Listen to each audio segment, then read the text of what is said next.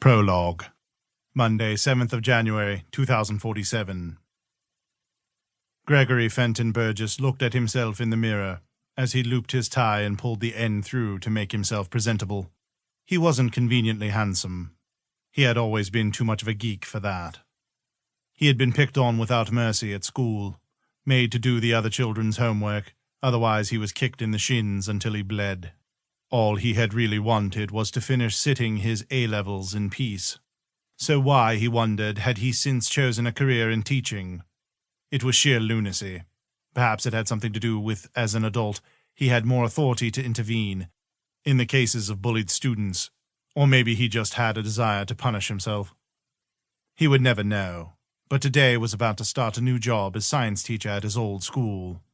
The other teacher had been taken ill at the end of last term, so they required a supply teacher for a possible extended period of time. Only one girl, Natalie, had ever intervened on his behalf. Natalie had been sophisticated and had seemed unapproachable, but they had struck up an unlikely friendship, which seemed to surprise everyone connected with the school. She had stood up for him, and he had appreciated that, so one day, to repay her kindness, he had offered to buy her a coffee. To his very great surprise, she had agreed, though after seeing the queue in the coffee shop, they had decided to go to McDonald's instead. It was hardly the most romantic of settings, but then Greg hadn't been looking for a date. Over burgers and milkshakes, strawberry for him, chocolate for her, Natalie had explained that she had always felt she was different to everyone else. They had held hands on the way to the bus stop, but he had tried not to read too much into the gesture. They had started to hang out regularly from that day onwards. Then one afternoon, quite by accident really, he had kissed her. Deeply embarrassed, he had worried that he might have offended her with the clumsiness of it. He hadn't been aware that he had had any desire to kiss her up until that point. The action had taken them both by surprise. He watched Natalie anxiously for her reaction. What happened if she decided she was disgusted, and she announced that they couldn't be friends anymore? He realized he would be devastated if that happened. However, Natalie giggled, which was very unlike her. Then she was kissing him back. She lay back on the bed, her auburn hair completely tangled, but oddly endearing, standing up at all angles. Before they knew it, his trousers were round his ankles, and her school skirt was bunched up around her waist. Her pristine white knickers dangled off one foot. He had taken a strange sort of pleasure afterwards, because as she adjusted her underwear, he had seen the fabric of the knickers beginning to stain crimson.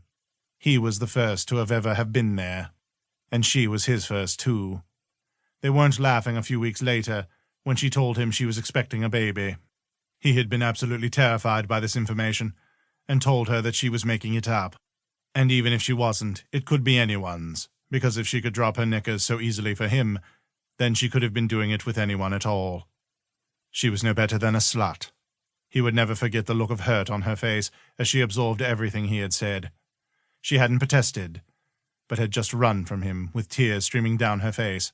Only it seemed she had been pregnant, because there had come a time in the following April when there was a major panic at the school. It appeared Natalie had gone into labor in the school toilets.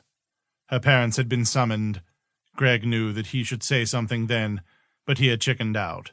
It was too late. Natalie had apparently given his name out, though, because her uncle had turned up and spoken to him about his responsibilities. The truth was, he hadn't wanted to shoulder any responsibility, so he hadn't done so. Then, barely 6 months later, Natalie had been killed along with 2 of her sisters.